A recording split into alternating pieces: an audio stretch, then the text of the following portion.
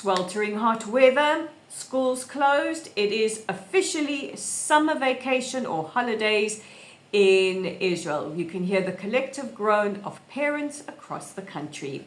Anyway, welcome to the Israel Brief. I'm Rolene Marks. This is where you and I have a date every Monday to Thursday for your top stories, hot off the press in Israel and right here at your fingertips. A reminder that the Israel Brief is brought to you in partnership with these guys, they of the land. Now, why am I decked out in a shirt that says bring them home and wearing a hostage pin? Because as always, and until the last one comes home, we are here to remind you that it is day 634 since the atrocities of the 7th of October, the atrocities that the world has forgotten, but we won't forget, and we certainly will not forget that we have 50 hostages languishing in the hell of Gaza. We believe about 20 of them are still alive, and the rest have either been murdered in captivity or murdered on the 7th of October and their bodies taken captive. The only exception is Hadar Golden, a soldier who fell in battle during 2014's Operation Protective Edge, and he has been held captive since, or his remains have been held captive since. We want all of them home, all of them without exception.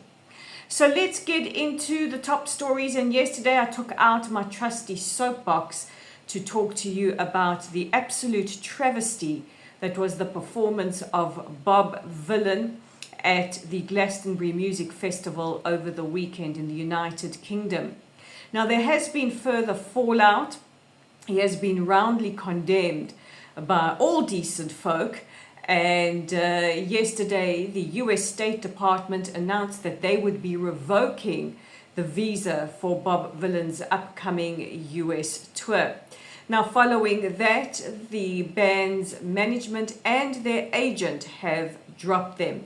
However, a short while ago, Bob Vylan took to social media and released a lengthy statement saying they won't be silenced, they're not the first, they won't be the last, and saying that they are being targeted for speaking up. No, loves, you're not being targeted for speaking up. You are not the victims here, okay? You are not the victims. Let's say it for the people in the cheap seats.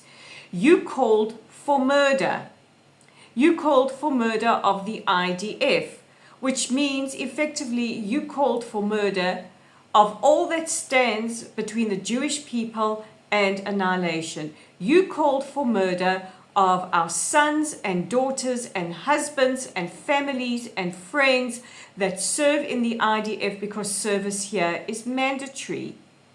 You said from the river to the sea, Palestine will be free, which effectively is a call for the extermination of the Jewish state, the state of Israel. That is a call for genocide, a call for murder. So you are not the martyrs here. You are not the victims. Sit down and shut up. I know you have a right to free speech, and as a free speech supporter, I support the right to free speech, but there is a line between free speech and saying repugnant things and a line between hate speech, and what you said was clearly hate speech, and now you're learning that there are consequences. You also attacked the crowd saying you want your country back, you're not getting your country back, and other epithets that were clearly anti the United Kingdom, anti the country whose very benefits you live off. Meanwhile, the chief rabbi of the UK and Commonwealth, Chief Rabbi Ephraim Mervis, said that it should be, Bob Vylan's words should trouble all decent people everywhere, and that toxic Jew hatred is a threat to our entire society. You know, we often say you don't judge a society by how it treats its majority. You judge a society by how it treats its minorities. And as we often say here, Jews are the litmus test for a failed society. We are the canaries in the coal mines, and what starts with us never stops with us. Gazans have testified how Hamas has carried out acts of terror, propaganda, and psychological manipulation when they attend the GHF, that's the Gaza Humanitarian Foundation's food aid distribution site.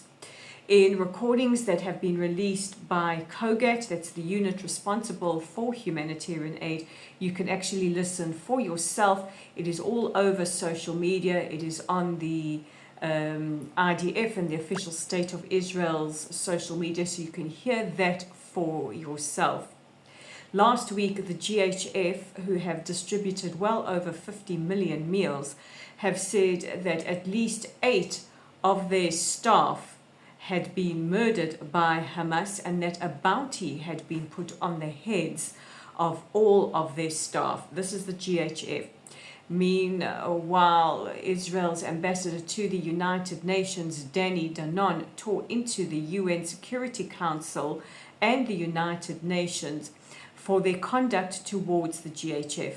They have been calling for the body to be dismantled.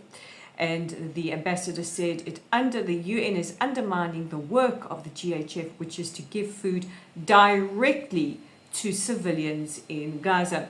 And I really urge you to follow the GHF. If you are on X, follow GHF Updates. It's at GHF Updates. You can see for yourself. Don't believe the propaganda. See it for yourself. You know, I always believe that the UN and all these NGOs are making morons of us by telling us that we cannot trust our own senses, what we see with our own eyes and what we hear for ourselves. Meanwhile, over 165 major organizations, including Amnesty, who are notoriously anti-Israel, Oxfam and others, have called for the end of the GHF. And stay tuned because the issue of the GHF is coming up later for discussion. Now let's take a look at events between the Prime Minister and the President of the United States. And Prime Minister Netanyahu said in a cabinet meeting this morning that he will depart for Washington, where he is due to meet President Trump in the Oval on the 7th of July. And this was reiterated by President Trump today, who said that top of the agenda will be Iran and Gaza. It is no secret that the president is looking for a way to end the war in Gaza and bring all of our hostages home. And finally, the IDF has confirmed that soldiers from the 188th Armored Brigade and the Yahalom unit have destroyed a Hamas tunnel. This is about a 3-kilometer long tunnel used as sleeping quarters for terrorists. This was near the city of Khan Yunis. They also dismantled an explosives lab near Ramallah in Judea and Samaria, which many people know as the West Bank. So those are our top stories, our top headlines. Let's take a look at today's question. It comes from Malcolm in London, who says, why are aid agencies so threatened by the GHF? Well, the simple answer to that is because it's working. Because it's working. The GHF are able to feed civilians in Gaza directly. They are bypassing Hamas, which means they are cutting out Hamas's ability to control civilians in Gaza by using food as a weapon. It is not Israel that is causing mass starvation in Gaza. First of all, that myth of mass starvation has been debunked, but it is Hamas and these aid agencies, I almost said ad agencies, but they're aid agencies who fail to collect the pallets of food and other aid that sits there waiting for collection and distribution. And not only that, Hamas and other thugs are able to hijack the aid and either keep it for themselves, as we've heard hostages testify, or they resell it at exorbitant prices to civilians in Gaza. This is aid that is supposed to be free. They sell it to civilians in Gaza for exorbitant rates and use that money to refund their war efforts against Israel. So I hope that answers your question, Malcolm. And remember, if you have a question, please pop it in the comments section below. In the meantime, don't forget to check out our website at www.layoftheland.online. The Israel Brief, right here on YouTube at the Israel Brief. Click that red subscribe button and the little alarm thing which will notify you every time we post a brief. We're on Meta or Facebook, whatever you call it, at Lottel's site, and Instagram at Raleen_Marks, LinkedIn at Raleen Marks, and X at Lay of the Land 5. Guys, God bless you all. I will see you tomorrow for the Wednesday, the Hump Day edition of the Israel Brief. Bye for now.